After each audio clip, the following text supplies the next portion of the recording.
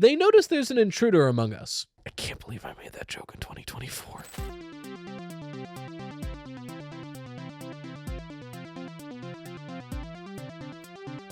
Ladies, gentlemen, and those with the good sense to do away with the whole notion, I welcome you to the premier audio medium for all your Fazbear entertainment needs.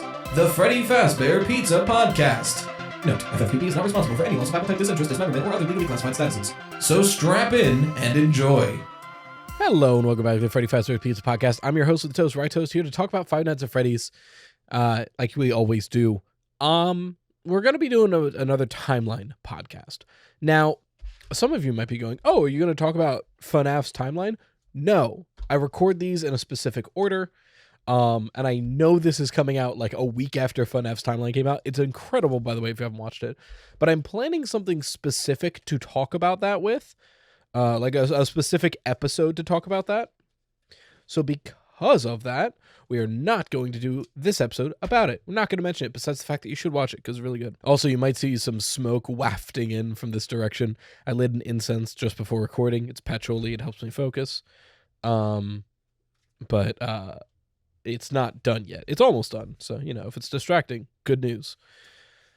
But going into a little peek behind the curtain, it's been a while since I've done one of these Timeline podcasts, because not only did all of my recording get fucked because of stomach bug and then really bad cold, which I'm pretty much out of. I'm sure you can hear it in my voice. It's still a little bit there, and I'm sure recording a podcast isn't helping, but overall we're in the clear. And because of that plus the fact that one of the recent podcast episodes was with BarBADroid, that was before, but I mean that was during this. And then a recent one was with Underscore. The podcast got all mixed around. I don't remember where we were at in the timeline, so let's do a quick recap. So for those of you who have not been watching the podcast all the way through and decided to start now, a little weird, but you know what? I'm glad you did, because new viewers are just as important as returning viewers, or else the channel would slowly die. That being said, oh, my hair is being a thing. I have it so my microphone feeds back into my headphones in real time. FNAF in real time, so that way I can hear myself talk and all that, and make sure that I'm not peeking in the microphone. But because of that, I need to wear I record better when my headphones are on, which stinks because I don't wear them for the main channel videos because it doesn't look great. But you know, we're chill here. I'm in a chubby little t-shirt. It's like one size too big because I like my shit roomy.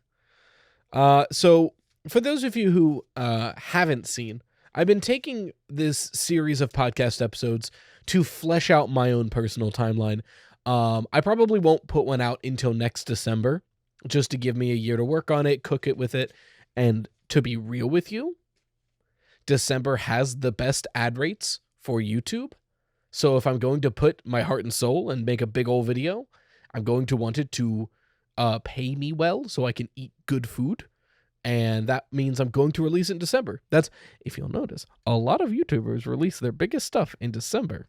That's not on accident. But regardless, I would also want time to ingest Secret of the Mimic and what that means for the timeline. And that comes out in probably April, right? I believe the 4625 code to be the release date for Secret of the Mimic. To be fair, it's really quick from the demo. So that, paired with the fact that it's a Sunday, which is unlike Steel Wool, I think there is a good chance that 4625 isn't a release date, so don't assume it is, but I'm going to assume it is, and then I'll get disappointed later, and it's my fault, not Steel Wool's. Because let's be real, they could have put any combination in there, and we would have worked it into a release date, right? Like, they could have put, like, 6621, and we would have all gone, oh my god. Oh my god. Secret of the Mimic is going to come out on January 6, 2026. Like, we would have figured it out. That being said, I've been fleshing out my timeline, and I haven't really gotten to the Mimic, Edwin, any of that, and I think I'll wait to do that until after Secret of the Mimic anyway, because I feel like that'll be instrumental to the Mimic. But what I have right now, right, we started with the games, and the games, I ordered them, like games and major events, right? So I have Fall Fest 1970 to 1983. I think that's pretty, like, that we just have direct evidence that says it at least happened during 1970 and during 1983. I'm taking that as it was annual for those 13 years. At some point, the Mimic happened. We know 1979 is a date that involves the Mimic in some way. Maybe that was its creation. We're not sure. Then Fredbear's opens in 1983. And I believe, I don't go into it in here, but I believe it's with two of the characters that are fan favorites from Fall Fest, that being Fredbear and Spring Bonnie. But I really, this is restaurants, events, and games. So I won't go into that right now. During this time is the FNAF 4 daytime minigames that we see in FNAF 4. These memories are during this time.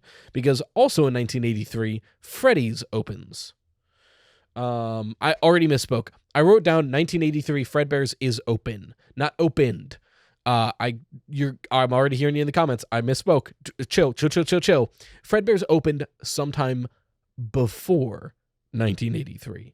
We just know that it was at least open during 1983.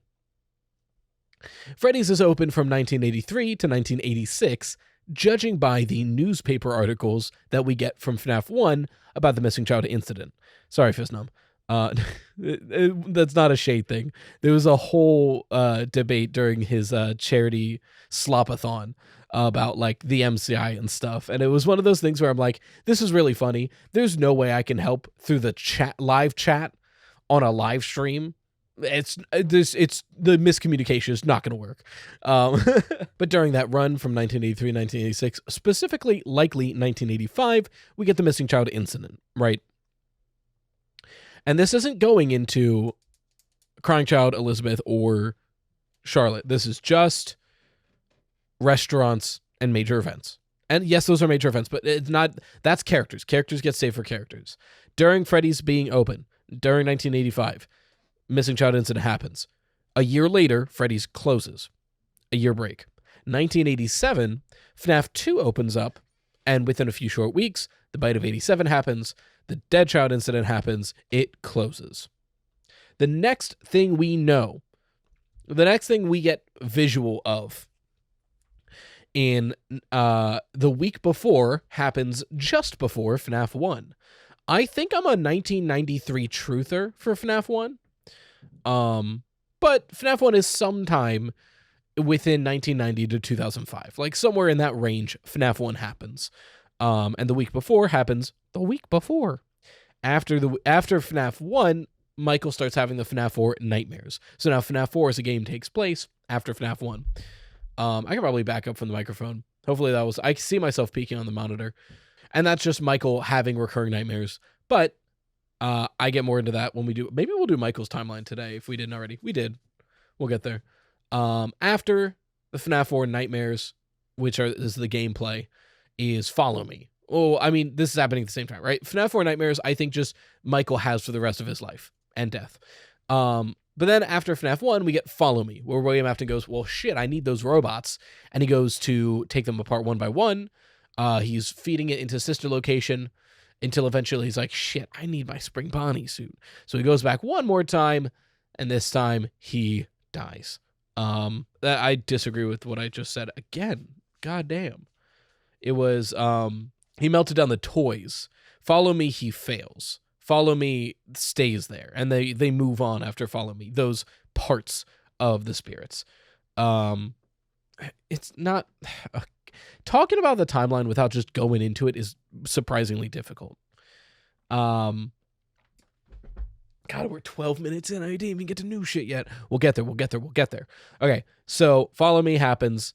William fails, dies. Those spirits kind of reform. It's a whole thing. Sister location happens after that because William's dead. Michael has to finish what William started. Michael dies. Michael's like, I gotta find my dad. And he goes off looking. At some point between Sister Location and FNAF 3, Return to the Pit happens. I think I am officially adding Return to the Pit to my timeline. And I know Return to the Pit is silly. I know the Avengers thing is very silly. But if we're thinking of the canonicity of Return to the Pit, all of the silliest things happen when Oswald doesn't do what he did in the canon playthrough. Right? And as far as I'm aware, the weirdest things aren't necessarily disprovable with what we know, right? The whole like Avengers It Part 2 where like the adults come back to fight the bunny we can't disprove that with what we know from the games, because like Gabrielle did just move there. We don't know why. We just know that she did. And they said like, we were going to lie in wait, but you being here means we're going to do this now. So if Oswald isn't in that spot at that time, then they were just going to lie in wait. And if they're lying in wait, we wouldn't see them like we don't in game. So I think Return to the Pit might be the official timeline version. Not sure yet, but I'm going to put it in my timeline for now. After that, some point, probably 2015, maybe 2023, hard to tell, FNAF 3 happens. Pretty straightforward. We know FNAF 3, right? Michael tries to kill William and fails. Then, after FNAF 3, FNAF 6 happens, probably around 2023. I do think HRY 223 is meant to be 2023. If not, what are you doing, Scott? Come on. And in the fire and aftermath of FNAF 6, Ultimate Custom Night and FNAF World takes place. Moving forward, at some point after that, maybe Fazbear Frights happens. I haven't officially added Fazbear Frights to my timeline yet, but if I'm adding Return to the Pit, I kind of have to. We'll get there. After that, FNAF AR Special Delivery, that starts happening. After that, Help Wanted happens. Now Glitch Trap is cultivated within Help Wanted, which is the Mimic 1 learning all of the worst deeds of Fazbear's. It's at this point where Tales from the Pizzaplex and VIP start happening, those book series. Well, the Tales from the Pizzaplex book series and the VIP book. And then I have kind of a foursquare here, and I don't blame myself, because Security Breach and Help Wanted 2 kind of happen simultaneously, and then Help Wanted 2 keeps happening, and then Ruin happens. So the time gets a little fucky-wucky there. But that's my game's, like, order, right? And then we did we're 15 minutes in, so I'm going to try to speed through this. Well, no, realistically, we're like 12 minutes in now. I forgot that I recorded the ad before I recorded the podcast. The ad? Oh, yeah. You know, I sure am hungry from all this theorizing. Luckily, not only does Gamersupps provide excellent energy and non-energy powdered beverages, right now I'm drinking Chug Juice. It's really good, actually. It's like I think it's described as a mixed berry lemon lime. It's like a tropical punch. It's blue flavor, if that means anything to you. Actually, see it at the bottom of the cup. But they also have Gamersupps that you can get at the store as well. Code RYTOS for 10% off works on both products. And all the other stuff too, like Gamer Tea and all the other stuff. Gives you 10% off, and it gives me a pretty good kickback, which I think is more important because I like money. It's a good cup noodle. I mean, how do you fuck up cup noodle, right? But no, it's pretty good. It's got like a surprising amount of heat to it. Not to say it's spicy. It's not spicy, but it's got like a good flavor on it. I never know what to say here. Because the nice thing about working for Gamersupps, being partnered with Gamersupps, is they don't really give you any guidelines. They basically said like, hey, here's what we would like you to talk about, but like, it's your content, you know your audience, you have free reign. Which is very, very, I can't tell you how rare that is in a sponsorship, right? Because like every sponsorship, no matter what, even if they're like, all of them will say like, spin it in your own way, but they'll be like, say these things. You need to say these things, and then say like 2 of these 6 things, and you have to do that. And Gamersupps is like, dog, I don't know. Just do what you want to do. I think it comes back to the fact that like, I'm only getting paid if the ads work. So they just fully trust me to make the ads work. But it's nice that I can just kind of be genuine about this. It's like, yes, I get money when you use my code, so I'm incentivized for you to use my code, but I wouldn't be shilling them for like 6 months if I didn't genuinely like the product. You know what I mean? Anyway, back to the video. Anyway, Michael Afton, I did. Should I go over all of these? Yeah, just to refresh my own mind, yeah. Michael Afton, 1983, he kills Dave. I am going with Dave for this timeline. Hyperdroid convinced me. Michael grieves and visits the grave and fishes at his favorite lake. And this is what we're seeing in Midnight Motors. It's Michael sneaking off to visit the grave and just be by his childhood lake. And it's in this moment where William is like, all right, I'm going to make you suffer then. I've got this testing chamber. I was going to use it on other people. No. Michael, into the testing chamber. And it's the FNAF 4 testing chamber that Michael gets put in for the foreseeable future. 1987 comes around. William needs somebody else to do his dirty work for him. So he pulls Michael out of the nightmare chambers. And he's like, hey, I think I might know how to stop your nightmares, but you need to do something for me. And he has Michael try to work at the FNAF 2 pizzeria to observe the animatronics, But Michael gets fired and fails, so William puts him right back in. Then FNAF 1 comes around, and Michael gets pulled out again. Tries to work for William for the same thing, gets fired, failed. William says, all right, lay low. I'm going to go do it myself. If I don't come back, do these instructions. Then William doesn't come back, so Michael's like, okay, I'll do those instructions, Dad. He goes down to the sister location, dies. But he learned about FNAF 4 as he's like in that process. So once he comes back to life, he's like, oh, you were the cause all along. I'm going to find you and end this. He does it in FNAF 3. He fails. He does it with the help of Henry in Pizzeria Simulator. Dies. And when he dies, I believe Michael becomes Old Man Consequences, continuing to fish by the lake that he always loved, that we see teased about in Midnight Motorist and Fall Fest Lobby and Help Wanted. Yes, that was a lot. Next, William, I'm speeding, but again, if you wanted the details on why I arrived at these things, there's a series of podcast episodes that all involve the timeline, which you can go and check out. They're like within the past 10 episodes. Next, William Afton. Starts off Secret of the Mimic, Fall Fest. We still have no idea. 1970s Fredbears. William makes the Springlock suits. Did I say William makes the Springlock suits? I thought Henry made them. That's a spicy take. Gotta love being a theorist. So you're like, did I say that shit? Oops. We'll come back to that. 1983. He's already doing shit. What is... These notes are not helpful. I just wrote 1983. Already doing shit. Bruh. Probably what I meant to say is the fear experiments, right? And then the bite happens. And because of this, William's like, all right, Michael, get in the Nightmare Chambers. 1984 comes around, and William manipulates Henry to make the Funtime animatronics. He basically kills Charlotte Emily to try to coax Henry into helping him. Not being like, I killed your daughter, now help me. He secretly kills his daughter, and then is like, man, your daughter's dead too. Maybe we can bring them back. And he does that to manipulate him into building the Fun Times. But Circus Baby kills Elizabeth, and Henry's like, what did I do? So William does the missing child incident to further experiment and frames Henry for it to get him locked away from the narrative. But because of the fact that Freddy's is a publicly traded company, the assets are maintained by the shareholders when it closes, so William loses access to the animatronics. So he's like, shit, I need a new business so I can have access to these. So he makes FNAF 2, and he promises that it'll be way safer this time. Makes Mike help him, and he's like, all right, we got this. And then in a desperate attempt to get any sort of reaction out of these animatronics, he dons the Spring Bunny suit and kills children right in front of them, trying to provoke them. And it works. He knows that possession is real and can be manipulated. It also closes the pizzeria. But even though the withered suits and the Spring Bunny suit are sealed away, the toys are scrapped, which means he can dumpster dive, get them out, and melt them down for sister location. And the toys are melted down and injected into the Fun Times. He's getting good information from this, but he needs more. So he needs the old animatronics and access to them again. So he makes Freddy's again. This is the FNAF 1 location. And he's like, Mike, I need you to go get them. Please don't fuck up this time. Mike fucks up this time again. So and FNAF 1 is closing. And he's like, I can't lose access to these motherfuckers a third time. So he does follow me. And it almost works, but he gets greedy and he goes to the Spring Bonnie suit. And then, he dies and he's stuck in there. FNAF 3 happens and he's uncovered.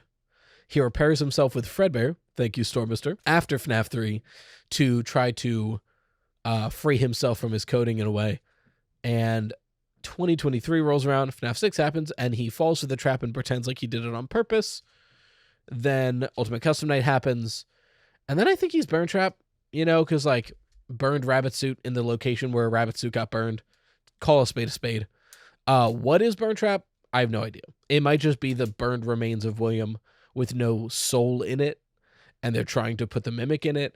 I truly could not tell you, but I do think Burn Trap is probably William Afton's body, right? Right?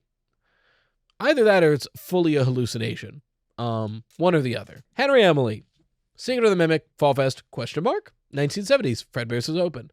1983, Freddy's opens with Henry's animatronics. Henry made the Freddy's animatronics because they're better. We already know about the manipulation and making the fun times. 1985, he's framed for the missing child incident. Because of FNAF 3, Henry is let out of prison, right? No one ever figured out what happened with the missing child incident.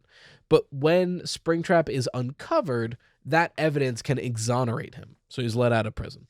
Or it's been like 40 years and he served his sentence. He goes to the sister location and he finds everything, learns everything. So he does FNAF 6 and he dies in FNAF 6 and he doesn't come back because it makes my life easier. Charlotte.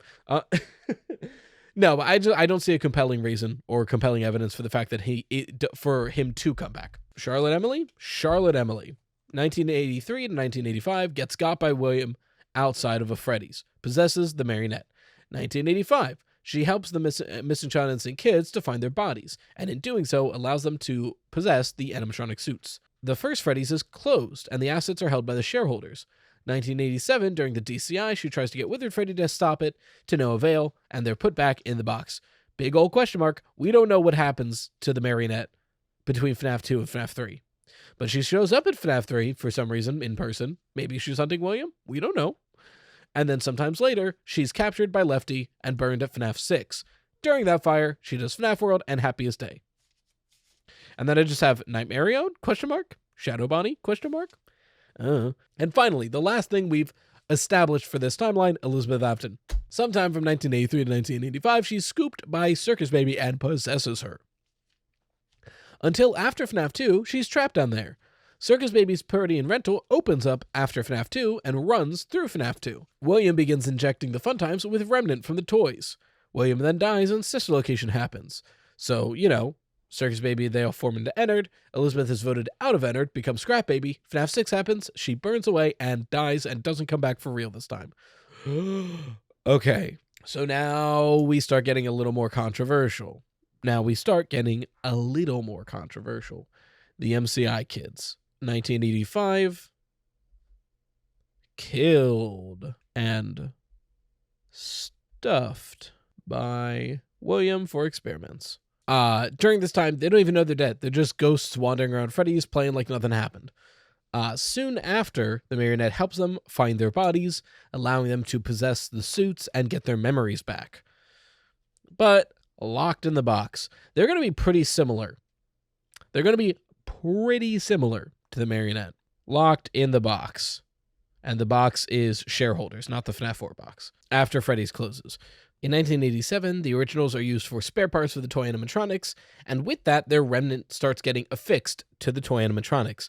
Because of this, they start also being possessed. Now, all of them are possessed by the missing child incident victims. After 1987, so now we got two animatronics to track. The Wizards are kept by the shareholders, but the toys are scrapped. William gets them, melts them, and injects them into the fun times. The thing about this is their souls were split in half, and then one group of those halves were melted into one thing and then injected into 4 things. So their souls have been horribly maimed in all of this, and they cannot move on. They can barely control the animatronics. It's why the sister location animatronics are so twitchy. But William is like, man, these things are hard to control. I need more.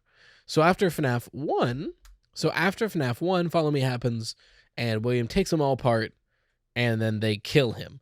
But now their spirits are kind of just loose, and they can't move on because I'm going off of Shatter Victim logic. And if their souls have been split in half, they need to be whole to move on. So I would think that they would just follow back kind of the scent of Afton, right? Like following back what has happened and find the other half of their souls. And they find the fun times. They merge back in, but they're all still mangled and maimed. So instead of being able to just move on now the Funtime animatronics are just more aggressive. And it's at that moment where Sister Location happens. At Sister Location, they're desperate to fix themselves. It's why the Funtime animatronics want to merge. They don't just want to shed their exoskeletons. They don't just want to escape. They want to merge, which is something none of the other animatronics have tried to do.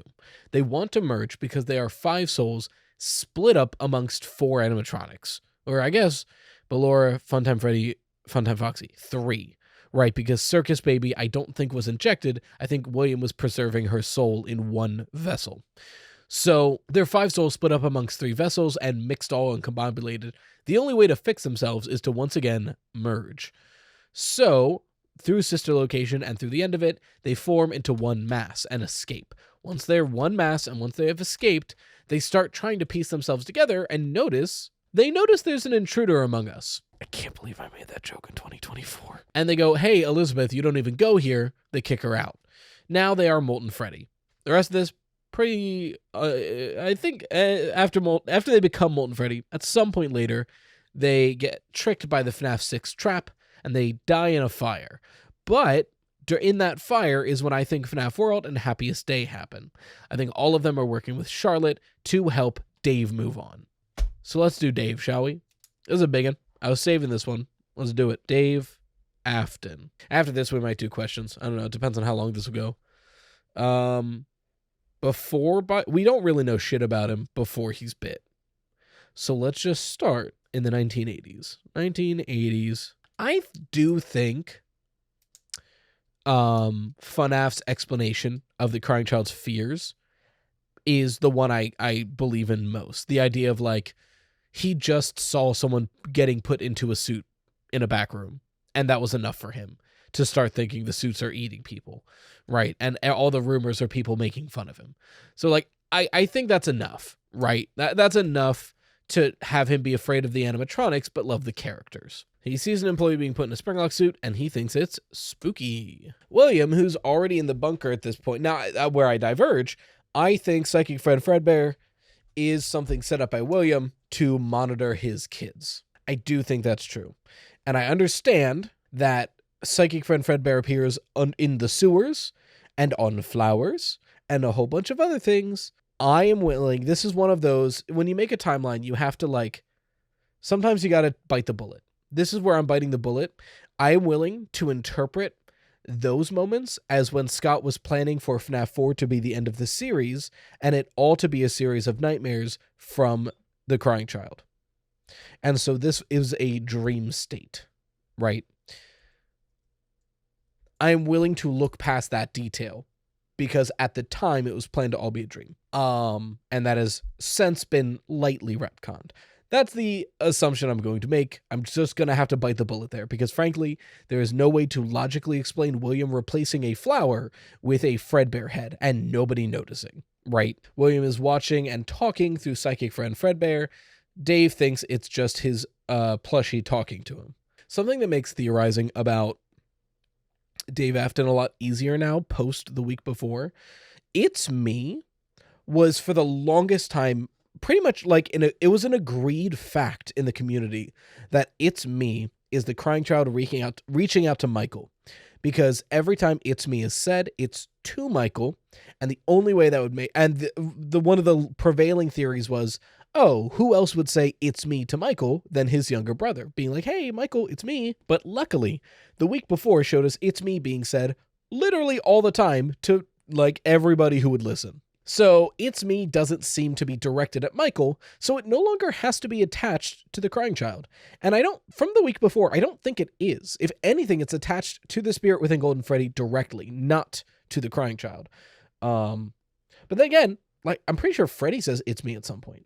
Like, not Fredbear, Freddy. So It's Me just seems to be a general, I have a whole video on this after the week before. It was funny. I made a video on Golden Freddy and I tried to explain It's Me, and then the week before came in and changed all of that conversation. So because of that, I think It's Me just might be a general haunted phrase that gets said in this universe, I guess. But at some point, Michael's bullying goes too far. Dave gets killed. I'm skipping ahead. So I'm doing this timeline with Shatter Victim in mind.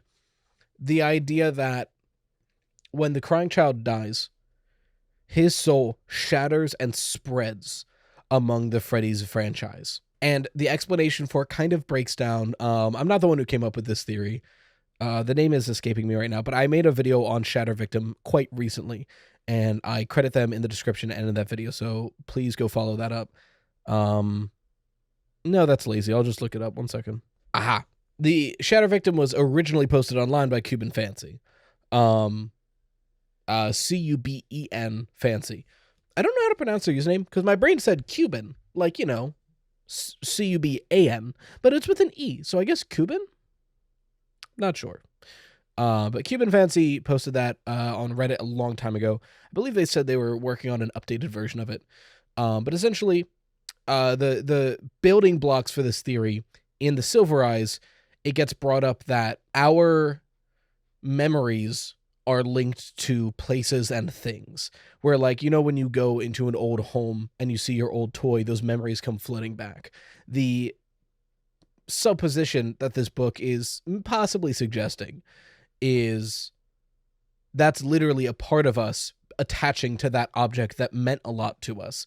The same can be done with agony or with bad memories, right? So it was combining that with the idea of in Fazbear Frights, when Andrew is like talking about what happened before he is in the Stitch Wraith, he was talking about how, like, he wanted to be everywhere, how he wanted to infect everything he touched. So it's combining all these things with the idea of, like, okay, we know that William and Andrew do get split up amongst multiple things, and that causes Fazbear Frights. So combining all these ideas, if the crying child spent his whole life terrified around these things that terrified him, and then he dies horrifically, if his soul is so frail and already connected to so many things around him, does he just shatter? And if his soul shatters, he cannot move on, right? He would need to, and we know Andrew cannot move on until every piece of him is gathered. So the crying child cannot move on until all of his pieces are gathered. I will put the pieces back together. That. And we know from Alone Together, from Tales from the Pizzaplex, that your body needs to be discovered as well. So there's steps to this. Your body needs to be discovered, and your spirit needs to be whole. The crying child's body is buried in the woods, I think anyway. So his body is not discovered, at least not by him. And pairing that with all of his pieces being scattered, that's what I think the explanation of FNAF World on the Happiest Day is. I think once everyone is in one place, Charlotte and the Missing Child Incident kids are like, hey, we need to help this crying child move on. So they go, and in their own, like, purgatory, not real spiritual world that they're in, they're traversing the memories of all the people there. They're finding the pieces of Dave and finally ending in a spot in the middle of the woods out of nowhere. What is that spot? I think it's the grave of the crying child. They bring all of his memories to his body, and once he's whole, he's able to rest. But we didn't even get there yet. So in 1983, Michael Afton's bullying goes too far, leading to the bite of 83, which sends the crying child into a coma, essentially. And he is taken home, and he dies at home, and is hidden in the woods where no one will find him, so William does not have to suffer that disgrace. But in that moment, his soul just leaks all over. It just shatters. So the crying child cannot move on. His soul very weak. And he just wanders from here on out. Fredbear's and Freddy's. He's just a lost soul wandering. Until Cassidy is killed. When Cassidy is killed, we didn't do Cassidy's timeline yet. That'll probably be the next timeline. I believe the reason Cassidy is the vengeful spirit and is so much more angry and aggressive with everyone is because Cassidy was specifically killed by being put inside of the Fredbear suit and having the spring locks activated, which is such an agonizing death that it leads Cassidy to become the vengeful spirit. But, and this is important, Cassidy is the spirit of Golden Freddy. I think so. And I think when this lost and confused Dave sees the spirit possessing Fredbear in his weird, dreamlike, spiritual realm that they exist in, Cassidy appears as Fredbear, as his old psychic friend Fredbear. And we have precedents for this. In the Silver Eyes, specifically the Fourth Closet, before the Missing Child Incident victims have their memories and know what's actually going on, William Afton appears as a cartoon rabbit to them. Like Spring Bonnie, the character. Not even the animatronic, the character. Because they don't know what's going on, and they see him as their bunny happy friend. So I think the same thing is happening with Dave, where Dave sees Cassidy as this psychic friend Fredbear character. This is the thing that he trusted so much, and it's here to help him. So I think that is kind of where Dave gets inoculated to the group of the MCI victims, of Charlotte, of Cassidy, of all of them. In my theory video, I went on to explain that that's why when Golden Freddy shows up, It's Me goes crazy, because Golden Freddy shows up, Dave follows it, and then he starts screaming It's Me at Michael, so Michael hopefully doesn't die. But we don't have to do that anymore. It's Me has been divorced from Michael. It's Me has been divorced from Golden Freddy. It's just something ghosts say. So I just think Dave, a little bit more comforted, but just continues to wander until FNAF 6. FNAF 6 happens, everyone burns in one big old fire, and everything is in one place, finally. And Charlotte goes, this is the best chance we're ever going to get. Everybody, we need to look for the pieces of this kid so he can finally rest. And if FNAF 6 is where Junior's was, which I think is true, they are not far from his body either. So they can find the pieces, venture out for just a bit to find his body, and finally, Dave can rest. And once Dave rests, the rest of them move on. That's pretty good. Like half of that was just recapping what we did, but we did get through the Missing Child Instant Kids and Dave Afton. So I think that's pretty good. We should probably move on to questions. I have no idea how deep we are into the podcast. The recording is at 50 minutes. But there was a lot of long pauses to write, so we might not even be at 40. I don't know. So we're going to do questions, and if it's a long episode, you're welcome. If you want your questions sent on the podcast, you can send them into Freddy Fazbear Pizza Podcast at gmail.com. That's in the description to copy and paste, because it's just a pain to type out. Our first question comes from Carol, they, them. You know how the dolls, during my Help Wanted 2, you know how the dolls you get look like little kids with masks on? What if the gift shop / house where you could get the masks and gifts was like a Build-A-Bear / American Doll thing for Fazbear? Pick a doll that looks similar to you, get a little mask for it, and then get a big mask for the kid themselves. Just a theory and a thought. I hope you're right, because that sounds really dope, and that also sounds really cute. I think there is a lot of... Now, this is one of those things where it's like, it's speculation built off of things we don't know yet. We have no idea what was sold in that gift shop. That is a completely new building to us. But I like where your head's at, and I think you are right to connect the puppets from Help Wanted 2 that didn't have much of an explanation to something that we're going to likely see in Secret of the Mimic, right? I think we're learning Steel Wool's storytelling. Scott Cawthon's storytelling, especially in the early stages of FNAF, was, I'm just going to make this up as I go, and I'm going to use Bookman's bluff, where I'm just going to put a lot of details in, and then later I can call on them and pretend it's foreshadowing, which is kind of how you write an ongoing story. That is just a smart thing to do. Whereas the Steel Wool era of FNAF definitely was Scott and Steel Wool have a story in mind, and at least post-Security Breach, Scott tells Steel Wool the story, and they go, okay, this is the story we want to tell. These are major plot points we're going to get into 4, 5, 6 games down the line. Let's seed that in now. So in the past, it was like, we never really picked up on these details because there were details that were like, oh yeah, just a weird detail. And then 4 games later, it was chosen as foreshadowing. And we can go, oh, this was actually foreshadowing. Was it? Or was that Bookman's bluff? Now we're seeing it in the opposite way, where there's a lot of details from Help Wanted, from Security Breach, from Help Wanted 2, from Ruin, that don't make any sense. The Nightmare Own plushes don't make any sense. The puppets that we collect in Help Wanted 2 don't make any sense. The Chica shrines throughout Security Breach don't make any sense. There are these things in these games. Here's one that a lot of people don't bring up that is super important. Freddy has a little pot with flowers in his backstage area. In Ruin, that same pot with flowers is in front of the destroyed Freddy statue in the atrium. Why? Doesn't make any sense. We have no information on so many of these details. But these are being put there on purpose. Steel Wool is giving us foreshadowing and answers in games that 4, 5, 6, 7 games down the line will be revealed. It was foreshadowing all along. That is, I think, the method of storytelling that we're seeing in these games. So I think you are so right, did I say Coral? Carol. Your name is Carol. Why did I say Coral?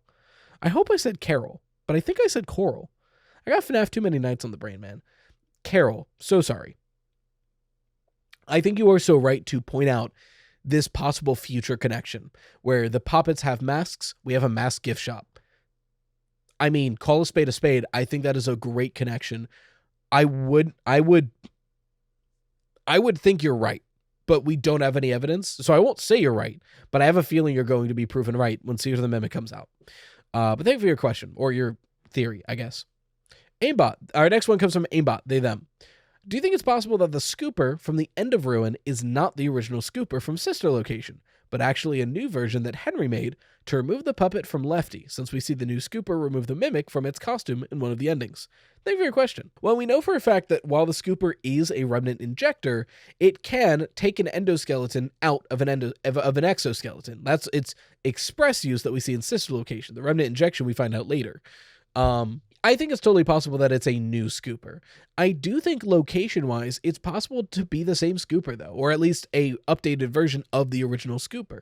Just thinking about locations and logic, we know FNAF 6... Okay, so we don't know. We're pretty sure FNAF 6 takes place in the original Fredbear's location, and I'm pretty sure that Junior's is a bar that opens up in the closed Fredbear's after the fact.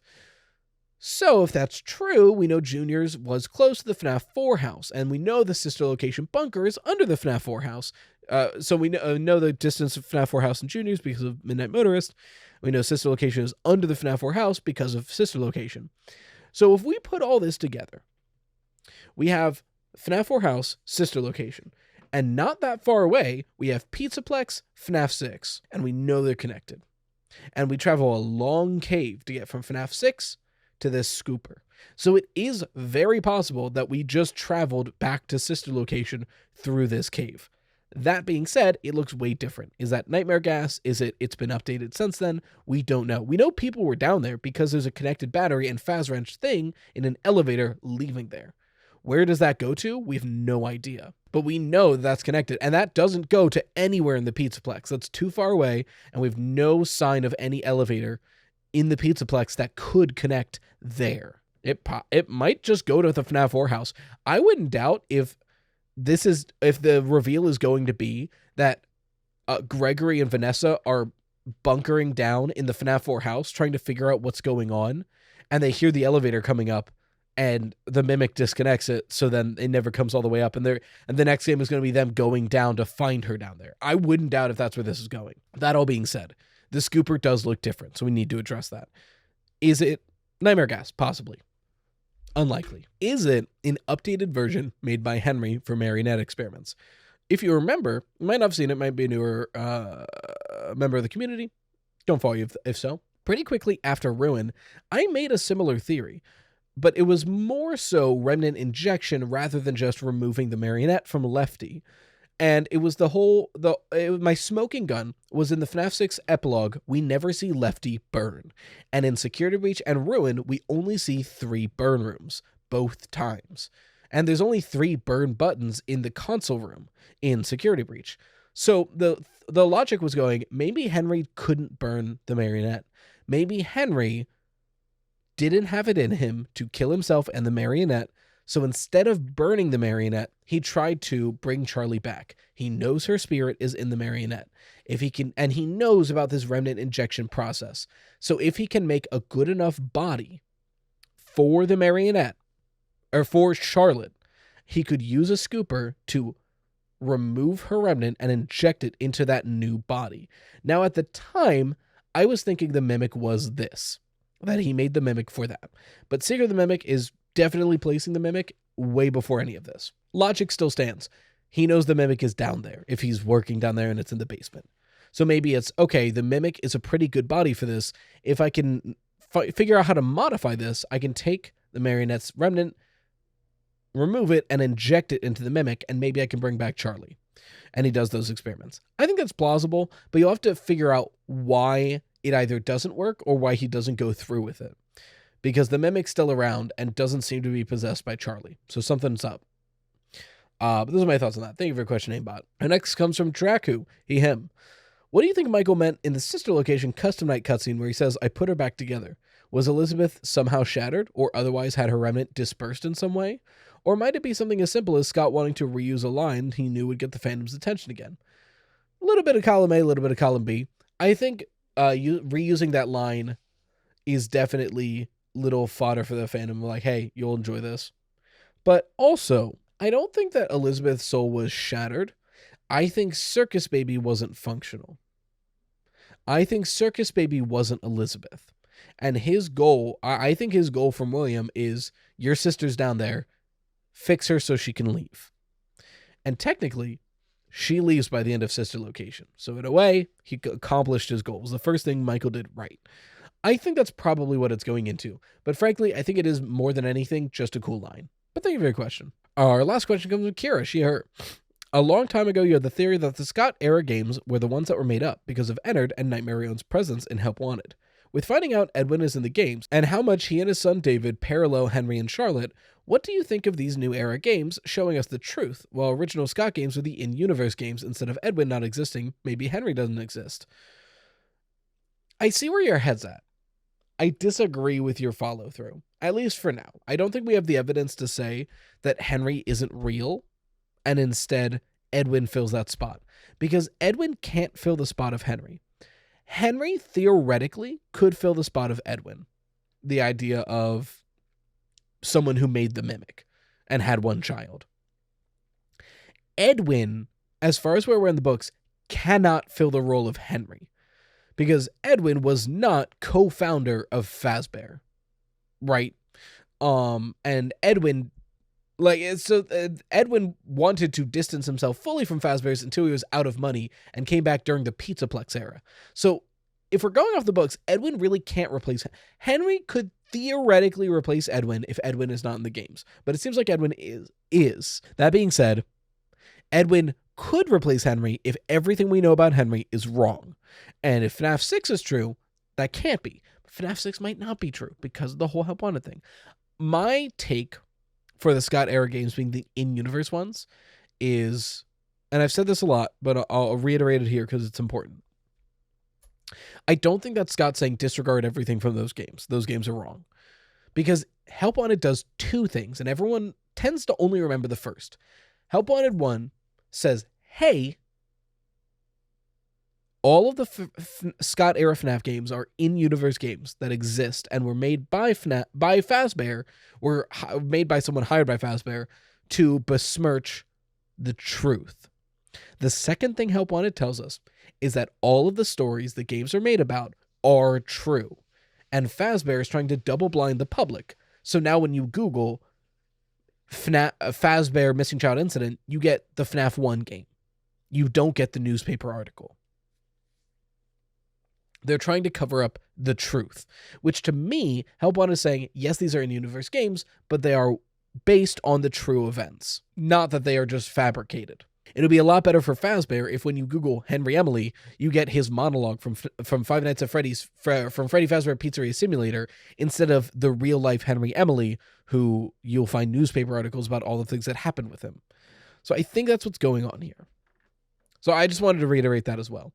But thank you for your question. And I think you could make an argument for Edwin replacing Henry, but you're going to have to ignore a lot of evidence from the games and books.